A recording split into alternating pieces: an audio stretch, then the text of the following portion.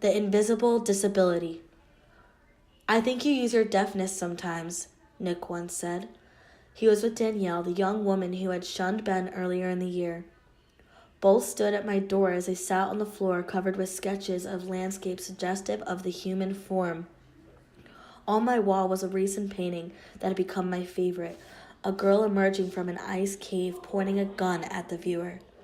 I understood Nick without reading his lips. What? Danielle joined in. Yeah, I think you do too. Can you please explain? I asked, drying my paint-smeared hands with newspaper. Danielle appeared mesmerized by my painting, and her eyes remained fixed on the gun's pointed barrel before breaking away. She didn't understand the symbolism and was visually troubled by it. How could she? Her perception was disabled. Fortunately for her, few, if any, would ever realize this. She was spiritually impaired, which is why she said, I think you try to make something out of being different and that you choose what and when to hear. I'm sorry, but I strongly resent that, I replied. Nick supported Danielle, saying, but it is true. My breath quickened and I tried to explain. Selective deafness belongs to those who have the fortune to hear. I don't have that choice. My friends were adamant. I found this insulting because there seemed to be no way I could prove otherwise. Hey, you take for granted that I communicate as well as I do, I said. But you still choose when and what to hear, persisted Nick.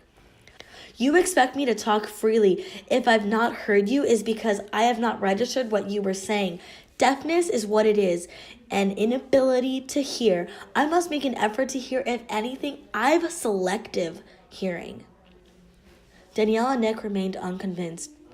It troubled me that they could think me selfish and that my lapse in concentration, misunderstandings, and inappropriate answers must be deliberate. Deafness is an invisible disability, I said. You can see the effort of a woman in a wheelchair or the difficulty of a blind man walking in the street. Deafness is mostly psychological. That's sensationalizing, was Danielle's retort.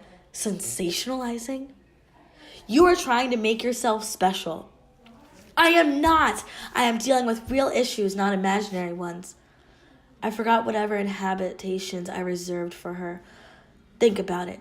Deafness, unlike other disabilities, is not a disability that appeals to people's sympathy.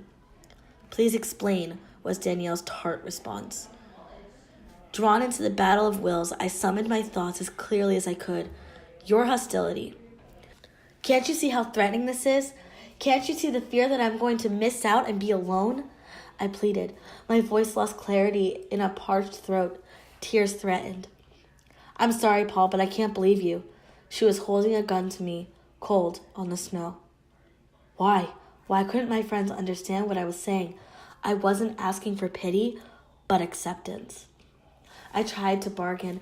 Maybe I am more self-cautious than necessary.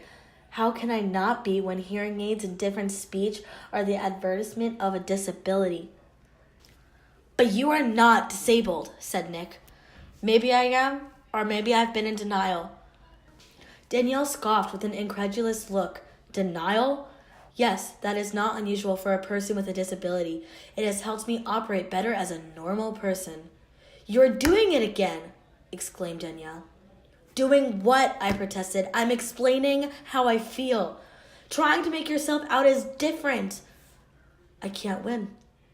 Imagine if I had seen myself as a poor little deaf boy. Imagine if I believed all the negative stereotypes of deafness. What would happen? My friend saw how upset I was becoming, but said nothing. No solace. The argument remained unresolved. Nick gave me a wink as if to say, don't worry too much. But Danielle reminded me of Jane all those years ago.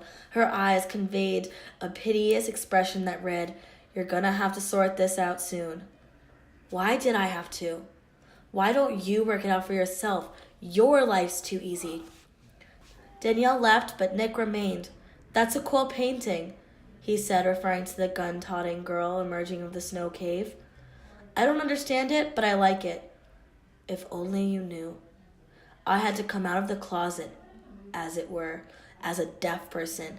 There was nowhere to hide.